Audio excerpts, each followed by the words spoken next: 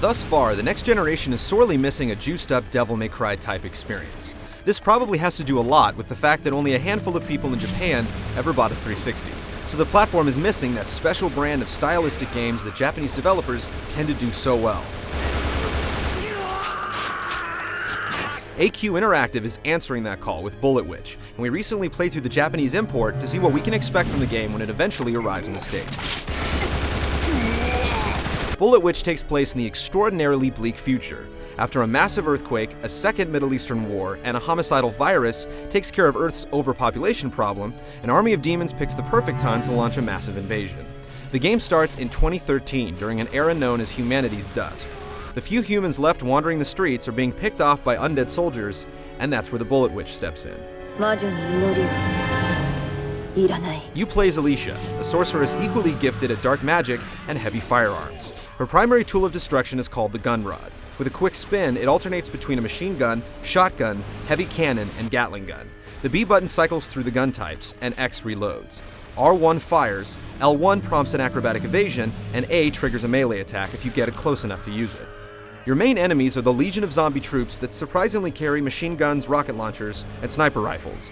We never knew the gunpowder was so big in hell. Later in the game, you meet her significantly big brothers with heavy feet and Gatling gun arms.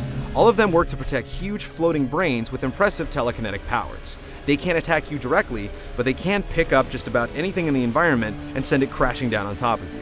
Killing them not only prolongs your life, but opens up new areas for you to run and gun through. The interesting thing about the gunplay is you don't pick up ammo.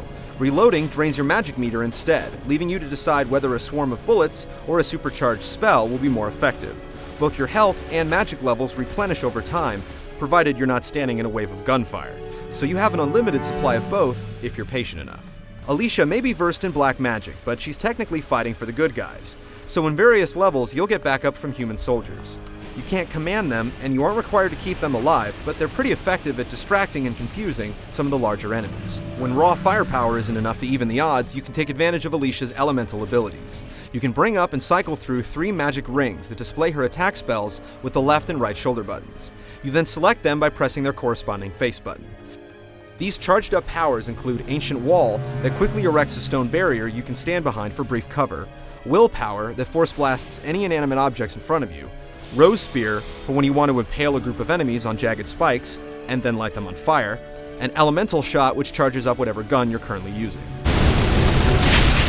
When you need to take down the big guns like bulletproof tanks and King Kong-sized mutant monsters, you have a select group of spells that drain the majority of your magic.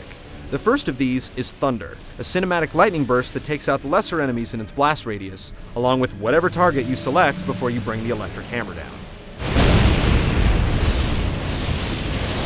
All of this may make it sound like the Bullet Witch is close to invincible, but the game throws a great deal of enemies at you. The areas cover a lot of distance too, allowing you enough time to recharge your health and magic, but also requiring you to pick your attacks carefully. So far, we have some concerns about the hit detection in the game, but there's still plenty of time to clean this up before it heads stateside. The US release date has not been set, but we'll conjure up our full review whenever Alicia comes to save America from the imminent apocalypse.